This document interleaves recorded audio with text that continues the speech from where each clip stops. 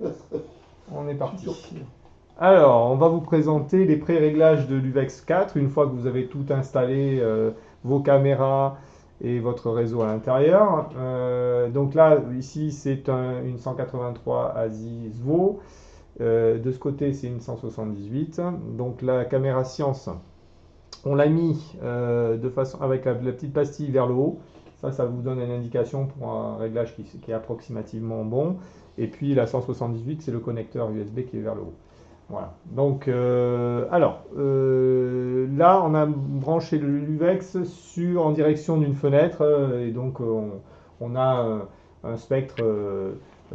On a déjà quelque chose qui apparaît sur la caméra, hein, sur les deux caméras. Donc la première caméra, la 178 qui est ici, donc c'est la caméra guidage. On a ici le résultat là dans SharkCap. On voit que c'est une 500 microns qui est affichée, hein, qui est à l'image. Et puis de l'autre côté, on a la caméra science. On a déjà quelque chose qui s'affiche à droite et à gauche, mais alors il faut se méfier parce que la 183 elle a un grand champ, et si on a une ATIC 314, on va être centré au centre, mais on verra rien, hein. Donc s'il se peut que vous ayez rien sur la caméra science, c'est tout à fait normal. Voilà.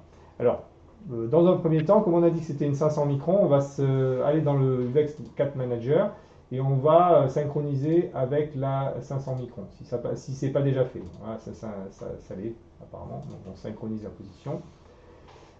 Et puis on va prendre une fonte un peu plus chatoyante, un peu plus serrée. On va prendre la 15 microns par exemple. Et donc là tout de suite on voit que ça tourne. Et puis ça va se positionner sur la 15 microns. Alors, quand c'est terminé, ce qu'on... Bon, si c'est pas droit, c'est pas grave, hein. Ouais, ouais, justement, l'intérêt, c'est de mettre tout droit, hein, de tout arranger pour que ça soit droit. Alors, on peut déjà voir un petit peu ce que ça fait. L'objectif, c'est de faire en sorte qu'il y ait l'ordre 0 au centre. D'accord. Et donc de trouver l'ordre 0. Alors là, on le voit, il est sur le côté droit, hein, mais il se peut que vous ne l'ayez pas.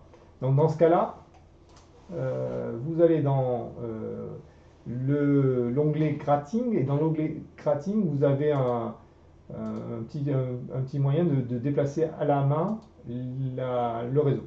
Donc le mieux c'est de mettre quand même pas mal de pas moteur pour que ça avance assez rapidement. Et en premier lieu on utilise longueur d'onde plus. Voilà, et tout de suite vous allez avoir l'ordre 0 qui va apparaître au bout d'un moment dans le champ de la caméra. Donc quand il apparaît, bah, vous le mettez à peu près au centre. Donc là ici il faut que je baisse le nombre de pas parce qu'autrement je vais dépasser. Voilà, là on est pas mal. D'accord. Et puis on note le nombre de pas qu'on a utilisé. Ici c'est moins 10. Tu fais save. Et là on fait save ordre 0, c'est ça? Oui, c'est ça. Alors on clique là-dessus. Donc là, a priori, ça a enregistré que l'ordre 0 est à moins 10. Ok. Et après on fait un goto simple. Donc par exemple sur la Reach Alpha. Donc là 65 563. Voilà, on choisit, puis on fait un goto. Donc la Reach Alpha, boum. Normalement, on devrait avoir un spectre. Alors évidemment, il est penché, il n'y a rien qui est réglé, c'est flou, donc on va faire ce réglage-là. Donc dans un premier temps, la première chose qu'il faut faire, il faut que la bande spectrale qui est ici, voilà, il faut qu'elle soit horizontale. Là, c'est totalement penché. Et pour ça, on utilise ici là le boîtier de la 183 qu'on va tourner. Donc on tourne, alors pas le bon sens, évidemment, et donc c'est plutôt la pastille noire là qui doit être bien au-dessus du. Voilà, là on est dépassé. Voilà, on va y arriver. Allez, à là. Allez, allez. Alors là, c'est un peu dur parce qu'on a un temps de pause d'une seconde, donc il y a un petit temps de délai, le temps que l'image arrive. Si vous le faites en plein jour, vous risquez ça peut aller plus vite et être beaucoup plus rapide à mettre en œuvre. Voilà.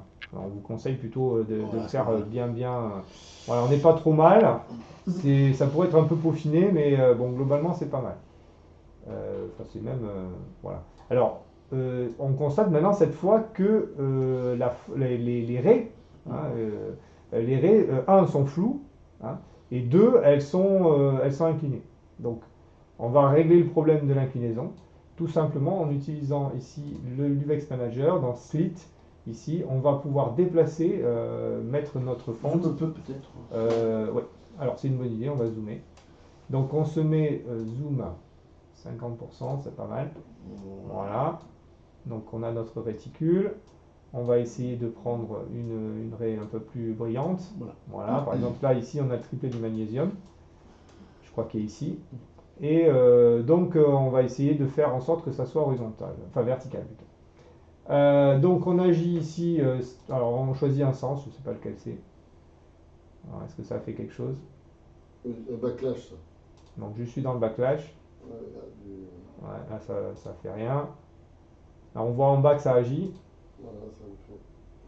mais pas dans mon Sens. sens. Donc en fait il va falloir retourner dans l'autre sens. Ouais, Voilà. Alors, on voit que ça vient. Voilà, on est pas mal. Alors on peut prendre celle-là par exemple. Encore un petit coup, c'était moins. Voilà, mais par contre, je pense que la bande spectrale est un peu travers, hein, Alain, il va falloir refaire. Tu vois, c'est pas terrible. Regarde, si tu le vois ici, il y a un petit décalage. Donc si tu peux... Des zooms, ça sera plus simple. Alors, on va Pas trop. dézoomer. Où est-ce qu'il est le zoom là? Il est ici. Hop, on fait auto. Allez, voilà, là c'est pas mal. Ouais, attends. Ouais, t'es allé trop loin. Ah, il y a un petit doté là. Ouais, il faut un peu le... Vas-y, mais zoom. Ouais, là c'est pas mal. Petit zoom. Je sens que c'est pas mal. Alors on zoome à 50%, c'est ce qu'on a vu tout à l'heure. Ouais, c'est pas mal. Non, la partie plus claire. Voilà. Ouais, c'est bien. Alors on vérifie ici que maintenant mes raies sont bien verticales, à quelque chose près. Bon, après, vous c'est le pas mal. peaufinez pour que ça soit nickel, hein. Là, on peut y passer un petit peu, faire un réglage simple. Prendre un peu de temps pour que ça soit bien propre.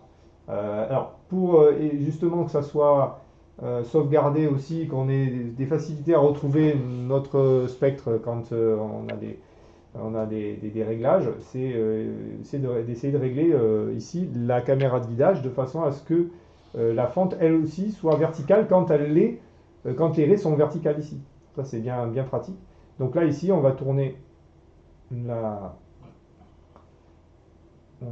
la caméra de façon à avoir les deux, alors la fente et ici les raies du soleil qui sont bien verticales. Alors là, quand vous êtes réglé comme ça, c'est royal parce que on peut changer ici de slit. Et puis, quand ça change d'un côté, ça va changer de l'autre. Et surtout, ça va se retrouver vertical d'un côté et vertical de l'autre.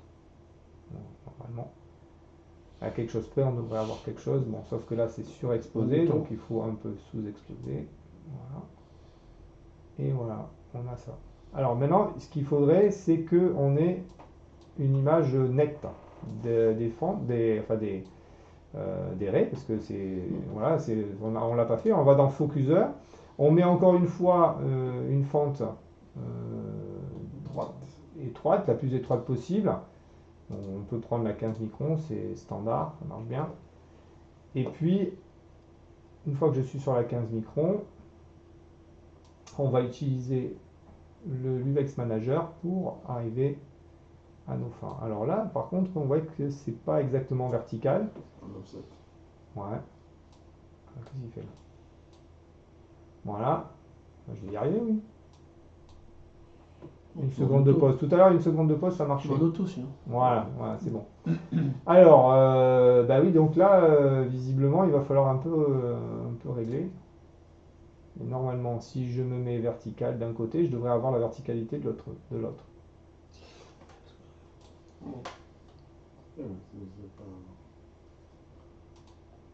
Non, c'est pas le bon.